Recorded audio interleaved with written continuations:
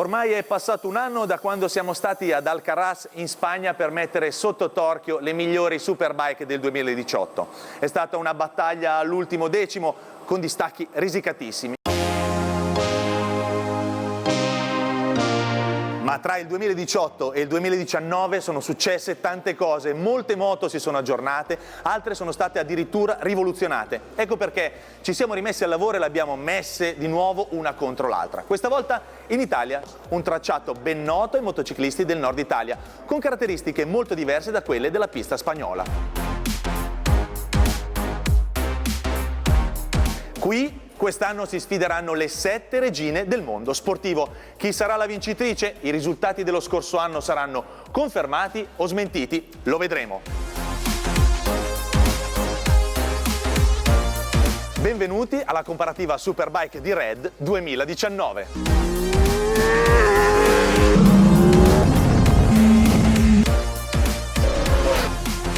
Il campionato Superbike è ormai entrato nel vivo e sono tante le novità tecniche che hanno caratterizzato le migliori super sportive del 2019. Moto che, incredibilmente, anno dopo anno riescono a spostare il limite sempre un po' più avanti. Finiti i tempi di una certa omologazione tecnica, stiamo vivendo una fase in cui la vivacità e la fantasia degli ingegneri ha libero sfogo su quelle che sono le moto più evolute del pianeta. La ricerca delle massime performance possibili porta le case ad esplorare ogni possibile soluzione tecnica.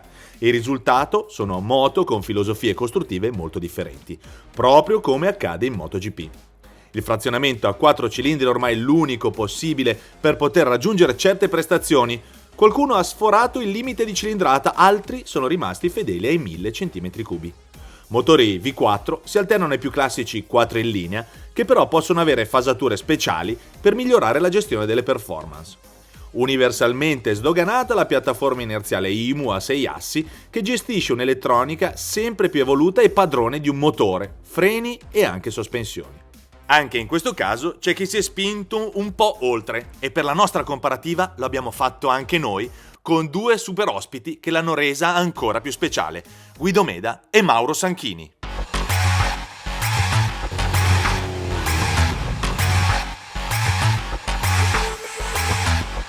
Teatro della nostra comparativa è il Cremona Circuit, un tracciato di lunghezza media, 3.450 metri, per una larghezza minima di 12 metri. Prima parte molto tecnica, uno dei rettilini più lunghi in Italia per questo tipo di tracciati, quasi 1 chilometro, e la parte finale dove l'agilità conta più di ogni cosa.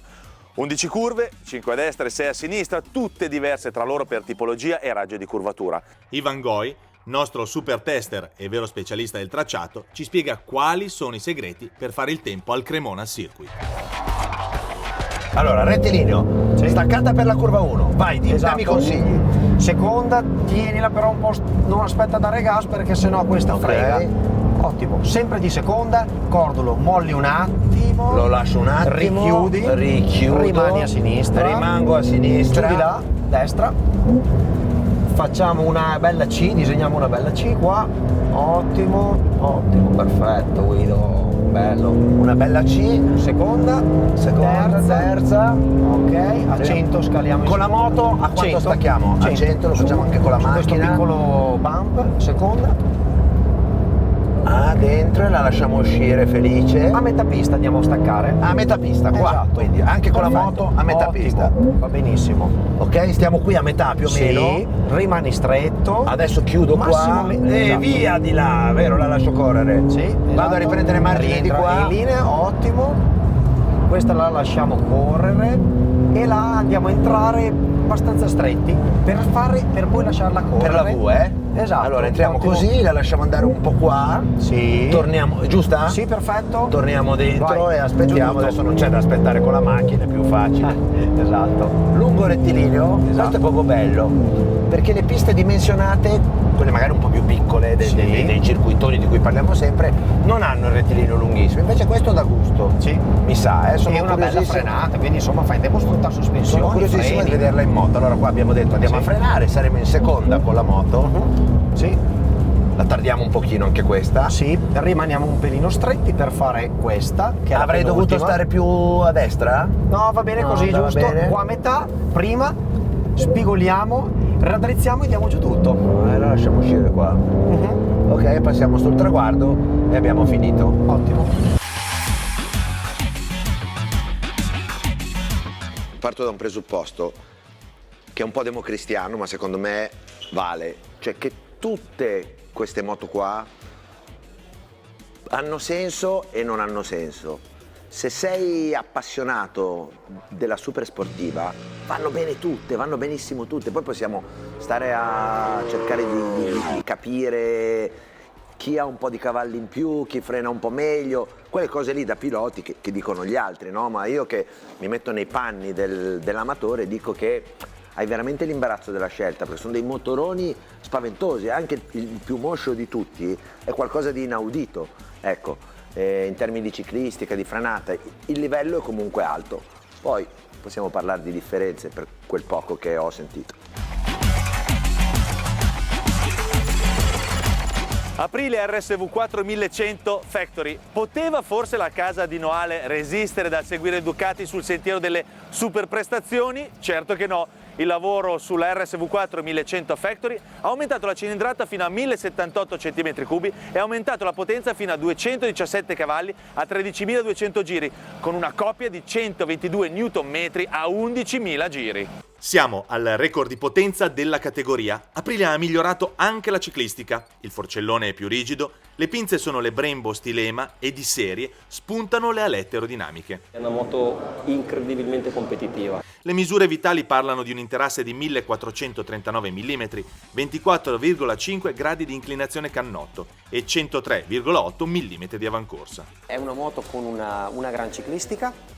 Insensibile al fascino delle sospensioni elettroniche, anche l'ultima nata in casa Aprilia resta fedele alle sospensioni meccaniche. Io quello che trovo è che alla curva, quella veloce prima di arrivare al tornantino del coso, allora io adesso faccio seconda, terza, seconda a sinistra, terza, vedo dentro lì, vado sul gas, lì ci sono, ma proprio, allora l'ultimo giro ho ficcato dentro la quarta. Tu sei in piena, la stai facendo così, il dietro si schiaccia come prende la buca E te la rimbalza via, poi ti si scompone e quindi perdi tempo. Esatto, quindi non aspettare di arrivare, ma pam, butta dentro l'altra marcia. Per i miei gusti non c'è niente che non vada bene,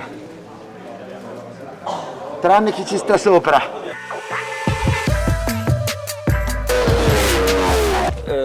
Allora mi aveva sorpreso al Mugello, motore strepitoso, pensavo che qui a Cremona, che è un circuito più tortuoso, questo motore esagerato la potesse mettere in difficoltà. In realtà ho fatto oggi il mio miglior tempo di giornata con lei, grande erogazione, il solito telaio d'Aprilia molto rigido, con sensazioni racing, il carattere della moto non è cambiato, il carattere ciclistico rispetto alla 1000, c'è tanta coppia in più, tanto è vero che in alcune curve conviene mettere una marcia più alta per farla correre. È sicuramente una moto estremamente efficace, ottima in frenata, siamo riusciti a migliorarla durante la giornata anche per quanto riguarda gli ingressi di curva, grande trazione, direi che il lavoro è stato interessante ed è una moto incredibilmente competitiva. Nel time attack le altre se lo dovranno davvero sudare. È una moto con una gran ciclistica, una frenata sempre costante della leva, mi è piaciuta molto, una potenza che non ti mette mai troppo in crisi. Forse per andare al limite, nonostante i controlli erano già tutti bassi, ci vorrebbe qualcosa di un po' più libero. E non stanca tantissimo anche, quindi un bel compromesso. BMW S1000 RR 2019, una delle moto sportive più vendute degli ultimi anni e più amate dai piloti amatori. Si è rinnovata dalla prima all'ultima vite. A tenere il centro della scena è il nuovo 4 cilindri 1000 con fasatura variabile Shift Cam.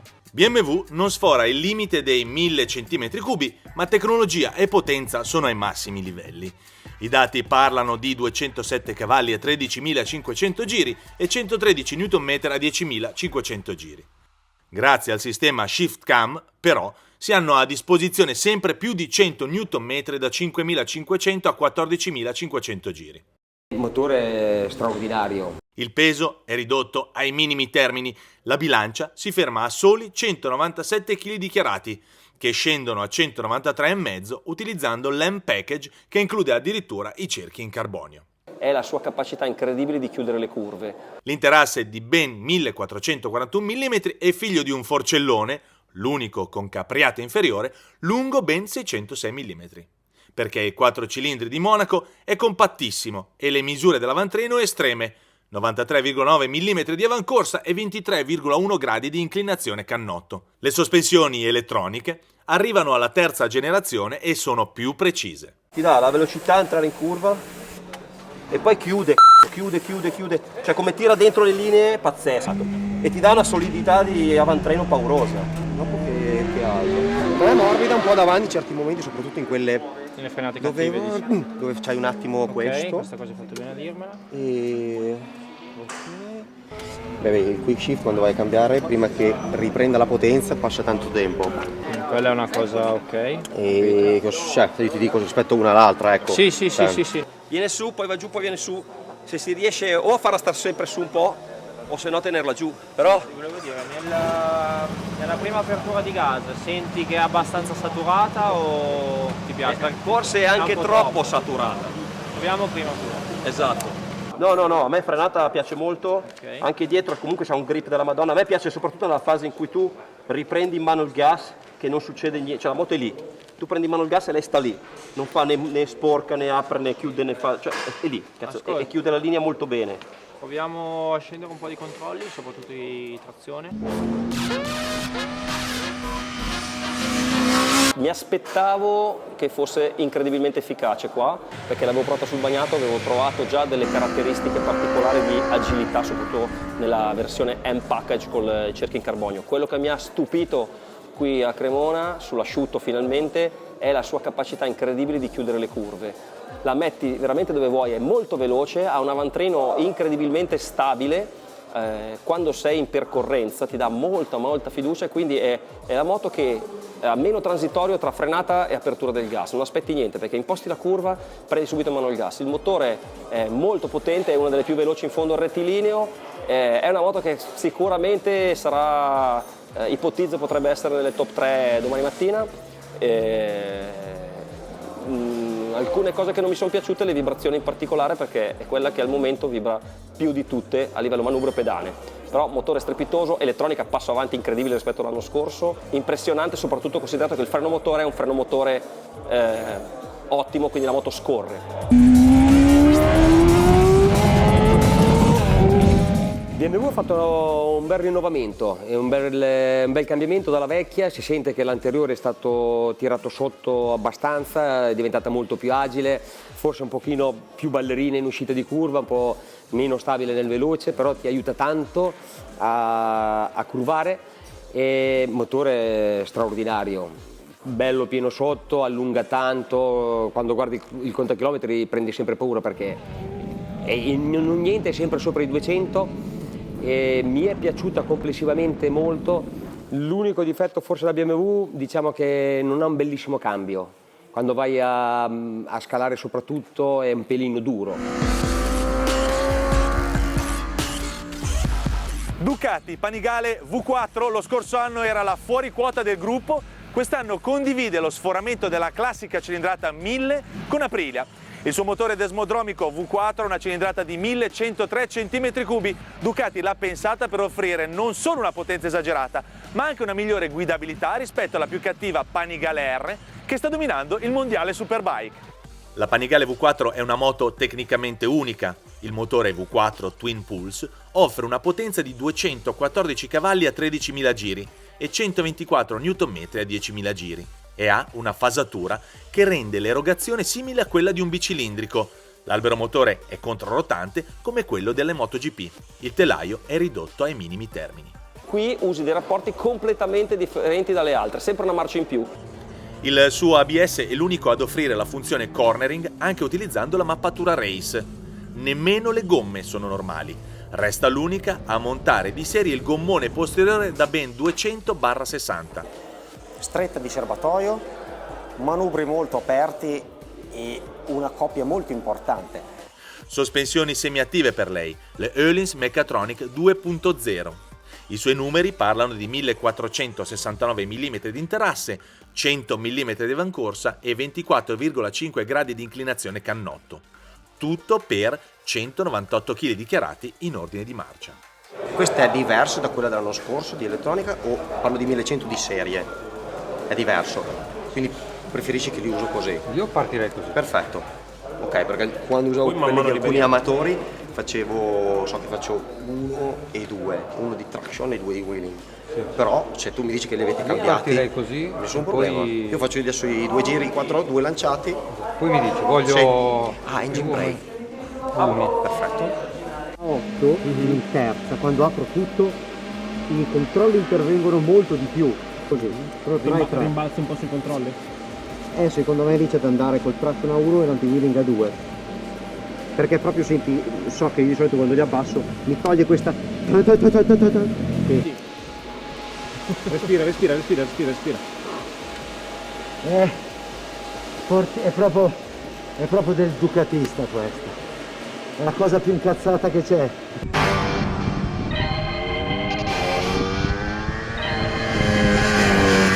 Mi è piaciuta molto la Panigale, ritrovo le caratteristiche che avevamo trovato l'anno scorso, grandissimo motore, bellissima erogazione, ottima gestione del gas. Nei cambi di direzione resta in assoluto la più veloce, ancora non raggiunta da nessuno. C'è questa piccola leggerezza di sterzo che quando cambi direzione te la fa muovere un pochino, ma se ti fidi vai dentro veramente forte, frena fortissimo. È una moto sempre particolare, con cui qui usi dei rapporti completamente differenti dalle altre, sempre una marcia in più. In fondo rettilineo è l'unica che mette la sesta e ne tira anche un pezzo. Sicuramente l'agilità qua dentro Cremona l'aiuta parecchio e è una moto che va guidata, ma l'ho trovata in questa pista non così stancante. Mi è piaciuta molto, ottimo il cambio elettronico, anche se non è il più veloce di tutti, mi sembrava anche un pochino migliorato rispetto a quello dell'anno scorso. Ducati e Ducati, sempre lei. Motore straordinario, di ciclistica è un po' particolare, nel senso che comunque si sente che c'è un motore portante perché è sempre molto rigida, quindi ti fa sentire tutto quello che stanno facendo le ruote, forse a volte anche troppo. Non è semplicissima. Elettronica la migliore in assoluto, sia per il cambio che anche per tutti i controlli. Non la senti mai che interviene, ma lavora sempre. Una coppia molto importante. Tra tutte quelle moto che avevamo qua era anche quella rapportata più corta, quindi mette un po' più in difficoltà la sua potenza insieme alla rapportatura. Quando si esce dalle curve si è sempre molto leggeri. Inarrestabile il lavoro di Honda, che è tornata in modo più convinto al mondiale Superbike. Profondamente rinnovata nel 2017, la Honda CBR 1000 RR Fireblade e Fireblade SP ha ricevuto importanti aggiornamenti all'elettronica per il 2019 per essere più competitiva nella guida in pista. Confermati tecnica, potenza 192 cavalli e il suo peso piuma 196 kg in ordine di marcia. Ma ora il controllo di trazione è stato affinato per la guida sportiva e svincolato dall'anti-wheeling, che può essere regolato separatamente. Rispetto allo scorso anno gli interventi che hanno fatto, che avevano dichiarato di aver fatto a l'EICMA, sono interventi veramente efficaci. Modificata anche la risposta dell'acceleratore, con le farfalle più rapide a chiudersi in staccata e più precisa ad aprirsi in accelerazione. Migliora anche l'ABS, più performante nei riding mode pistaioli. Però non fai più di 2 giri, perché io poi le posso allontanare, ma non allontano le dita, che comunque il punto di frenato è uguale, allontano solo la leva, ma la corsa vuota. Adesso metto le pasticche nuove subito. Rimane. Se la prova a Cordara mettiamo le pasticche nuove, poi dopo vediamo pomeriggio se va male. Sì, perché questi, io non so che tu abbiano gli altri, ma questi qua fai 2 giri e... Perfetto. Misure ultra compatte per lei, quasi da media cilindrata. L'interasse è di soli 1404 mm, l'inclinazione cannotto di 23,30 gradi, l'avancorsa di 96 mm. Una bellissima ciclistica, sembra di non avere gli avvallamenti che qua a Cremona in alcuni punti, soprattutto sul veloce, ci sono. Anche per Honda le sospensioni sono semiattive marchiate Öhlins. Buono l'inserimento, no, a me sembra si allunga la leva del freno. Per adesso è l'unica cosa che rilevo. Sospensioni buone, anche dietro non pompa tanto, un pochino, forse consuma. Per un motore a me così va bene. Perfetto. Ah, ok. Sì. È sempre la moto che ti fa un po' dispiacere perché è ciclistica bellissima, capacità di curvare pari a quella della Ducati e un'elettronica che è anche migliorata rispetto allo scorso anno. Gli interventi che hanno fatto, che avevano dichiarato di aver fatto a Lake, sono interventi veramente efficaci. L'anti-wheelie che l'anno scorso è stato un problema, qui non lo è stato più, anche se ci sono delle ripartenze da fermo, quindi mi piace. Ci mette sempre un po' però a riprendere la potenza, ovvero il taglio è molto morbido, ma quando la moto riatterra e quindi il motore dovrebbe ridare potenza c'è sempre quell'attimino di ritardo. Rimasto purtroppo l'on-off, che non è stato purtroppo eliminato e che in alcune curve a me disturba un po'. L'agilità, grande agilità, quindi mi è piaciuta molto da questo punto di vista. Un po' di problemi con la frenata che tende un po' ad allungare, i tubi in treccia noi li vogliamo su tutte le moto super sportive. L'ABS però è migliorato tanto, era quella che soffriva l'anno scorso di più a livello di ABS, quest'anno invece non è stato così, quindi ottimo passo avanti da questo punto di vista. La Honda mi ha sorpreso perché probabilmente il telaio forse è il migliore di tutti, ti invita proprio a curvare, facile, bella, dopo un po' di giri sei subito a tuo agio. Tra l'altro io sono uno che non adoro guidare come si usa adesso, col corpo tanto fuori, col gomito basso. Con quella moto invece lo facevo, cioè me lo invitava proprio lei, da una curva all'altra riuscivo a stare bello sdraiato e sempre più basso con il gomito e ti permette di guidare bene sempre. Motore medio, cioè sia in basso, ai medi e in alto, non ti mette paura, non fa niente di eccezionale ma non è nemmeno scarso. Della Honda sinceramente devo dire quello che mi ha deluso di più è il tocco del gas, cioè praticamente non hai un pelo di gioco tra l'on e l'off. O come lo tocchi a centro curva, come tocchi il gas, la moto scatta in avanti, è troppo importante il tocco che ti dà e finisce per metterti un pelo in difficoltà nella traiettoria. Però complessivamente me l'aspettavo peggio, invece è gran bella moto.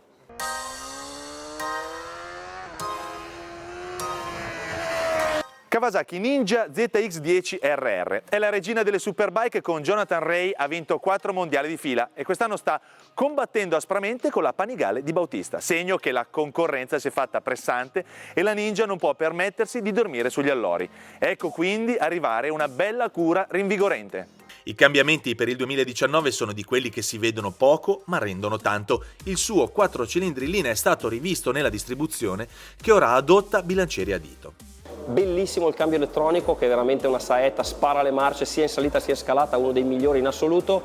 La ZX10 RR, protagonista della nostra comparativa, è il top della serie Ninja. Rispetto alla versione base il motore ha bielle in titanio, il regime di rotazione massimo raggiungibile sale di 600 giri e la potenza arriva a 204 cavalli a 13.500 giri, con coppia massima di 115 Nm a 11.200 giri. E ha però una rapportatura molto lunga, soprattutto prima e seconda sono molto lunghe.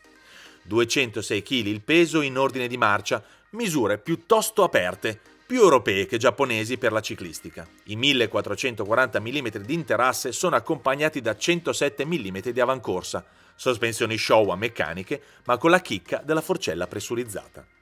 Devo usarla prima più che con le altre questa qua, perché è un po' più lunga. Sì.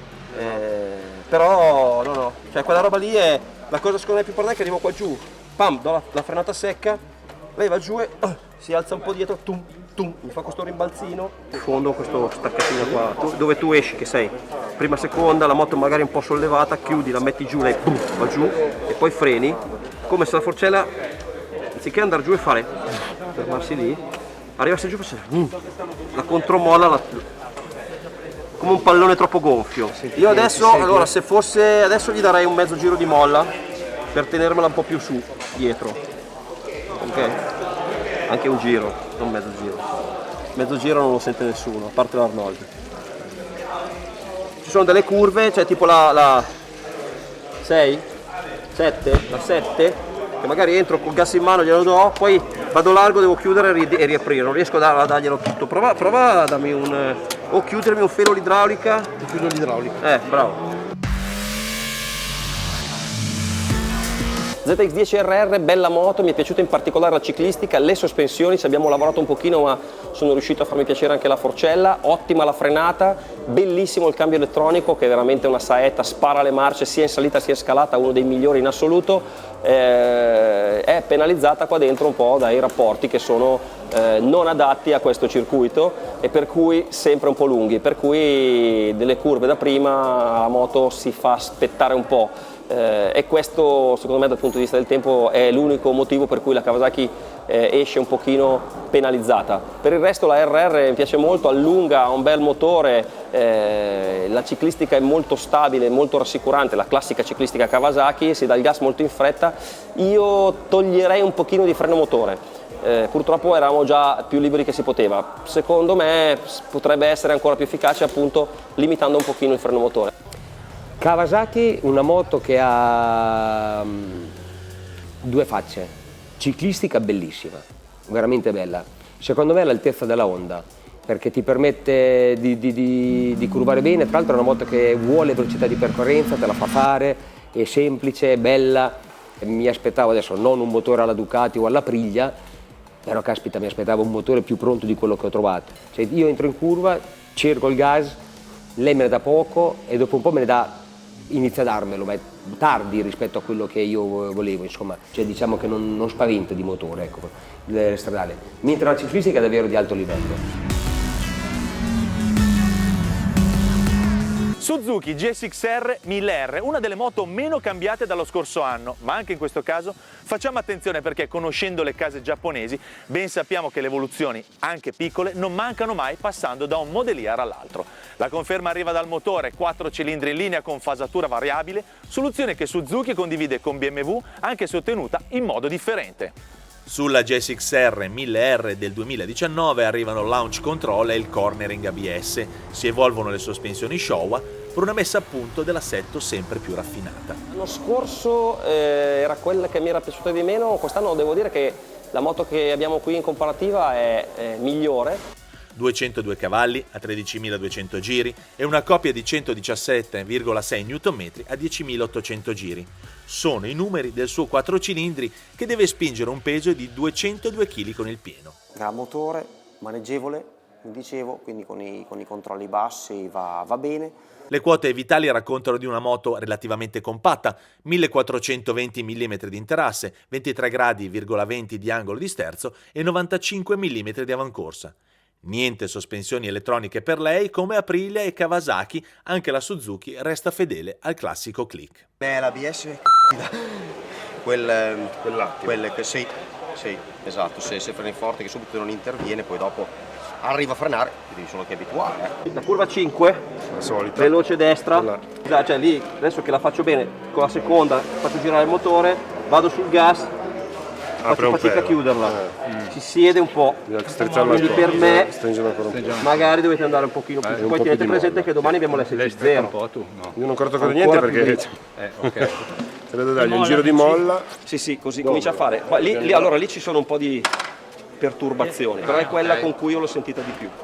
Cioè innesca e poi un pochino, poi tieni conto che Ivan pesa 60 kg. Sì, tu pesi qualcosa in più. Qualcosa in più. Suzuki l'anno scorso era quella che mi era piaciuta di meno, quest'anno devo dire che la moto che abbiamo qui in comparativa è migliore di quella dell'anno scorso, vibra di meno, il motore sembra essere più pimpante, è rimasto qualche limite di elettronica, tende ancora a impennare tanto e i freni, l'ABS è quello che soffre di più di tutte le moto presenti. Non l'abbiamo tolto a nessuna, quindi nemmeno a Suzuki, quindi diciamo un ABS di ottimo livello, ma a livello di comparativa è quello che va un pochino più in crisi in alcune staccate.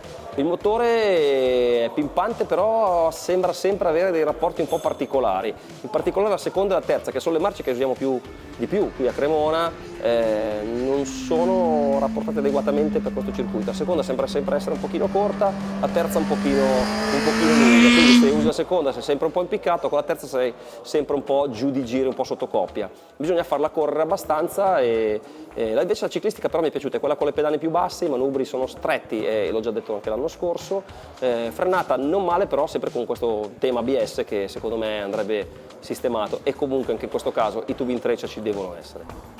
È una moto che ha il motore, la rapportatura giusta, quando hai il gas hai sempre la potenza giusta che vorresti, abbiamo sotto la potenza e hai i medi che arriva bene, quindi quando tu sei in centro curva che poi spalanchi la potenza ti arriva, quella che vorresti.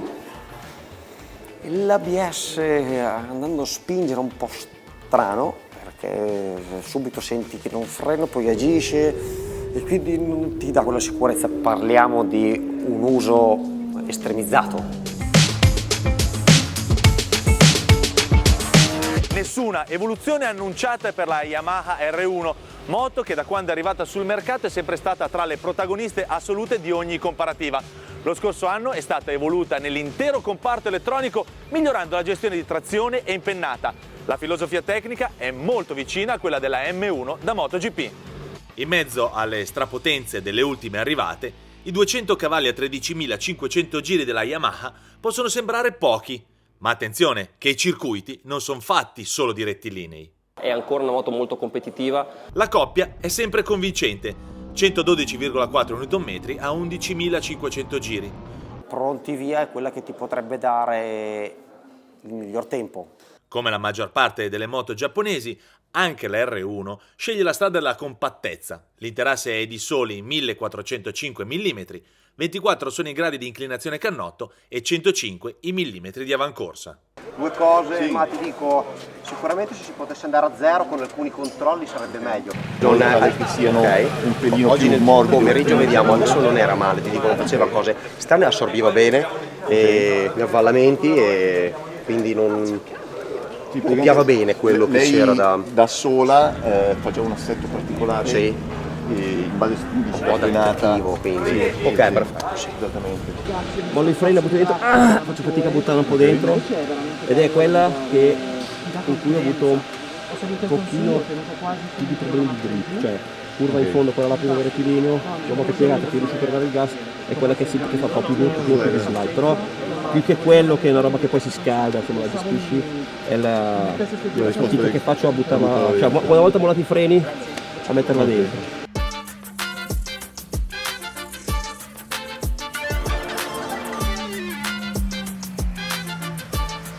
R1 è incredibile perché la moto, se vogliamo, più datata di progetto, aggiornata giusto l'anno scorso a livello di elettronica, è ancora una moto molto competitiva. Ridirò un po' le cose che ho già detto, manubri molto stretti, sembra sempre quella che fa un po' fatica a inserirsi in curva. Oggi gli abbiamo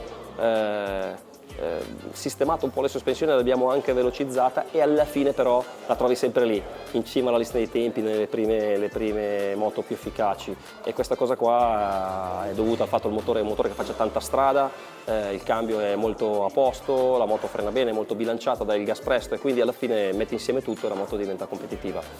Non ha avuto aggiornamenti quest'anno, però resta ancora una moto di quelle che possono giocarsi il tempo veloce sul giro. All'inizio mi sembrava un po' rigida, un po' andare tanto sulla gomma quando prendevi in mano il gas, cambiate le mappature, sistemate le sospensioni Öhlins, è migliorata tantissimo ed è una papabile per il podio. Moto che ti dà fiducia subito, la potenza è quella che hai bisogno, la frenata sempre costante, quindi un ottimo equilibrio e diciamo che pronti via è quella che ti potrebbe dare il miglior tempo. Le altre ci impieghi magari un pelino di più a capirle, vuoi perché ti devi fidare di più perché ha meno potenza, vuoi perché ti devi caricare di più perché ne hanno troppa. E questa invece via, pronti via, è come se l'avessi sempre usata e è sincera. Yamaha, nonostante sia probabilmente quelle che sono le 1000 della nuova generazione, secondo me, quelle che hanno portato delle 1000 quasi praticamente da gara, io credo, nonostante sia la più vecchia, ancora è sempre un compromesso straordinario.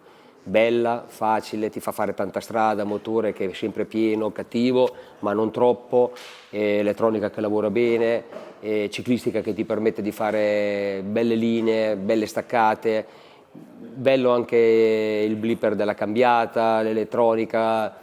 È una moto che, tra virgolette, mentre giri non ti dà neanche il senso di quello che stai facendo, cioè dici bello, ma chissà, invece in realtà guardi il cronometro, stai andando tanto forte e ti sta facendo fare le cose tutte fatte per bene, quindi è davvero di alto livello, nonostante che sia quella un po' più anziana, di quelle generazioni lì ancora è una top, tra quelle da scegliere tra Ducati, Aprilia e BMW secondo me, sono queste le 4 in linea davanti a tutte.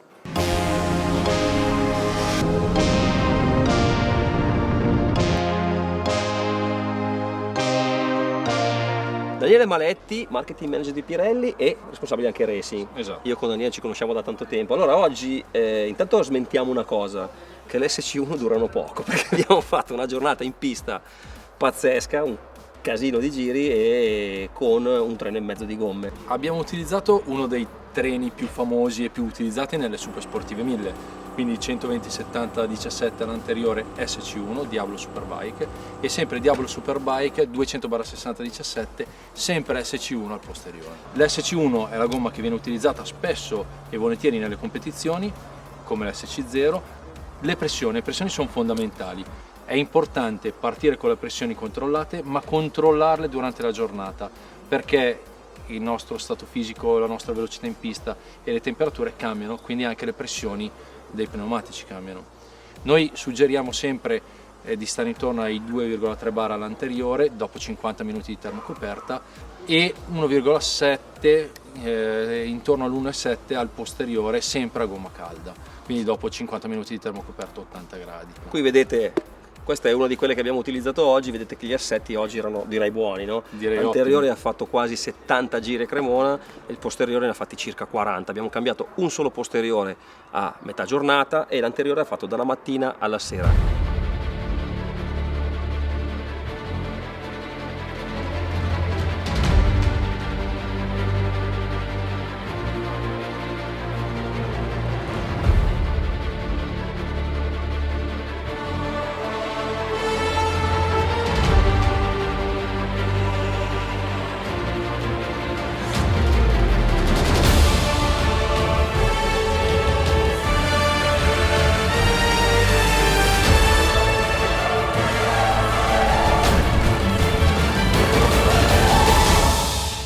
È arrivato il momento del time attack, gomma SC0 al posteriore nuova, anteriore nuovo SC1 e soprattutto 35 gradi l'asfalto e cambio pilota.